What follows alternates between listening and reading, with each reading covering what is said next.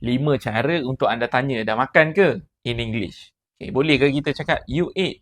Ate?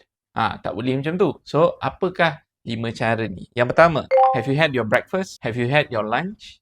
Have you had your dinner? Kalau English ni kita gunakan dalam bentuk yang breakfast, lunch, dinner. So, dia tak cakap makan as in makan. Ini satu cara. Yang kedua, have you eaten? Yang ini betul. Dah makan ke? Have you eaten?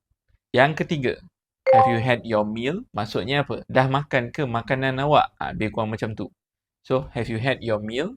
Yang seterusnya, did you have lunch? So, maksudnya, dah makan lunch ke? Ataupun kita boleh cakap, did you have lunch? Did you have dinner?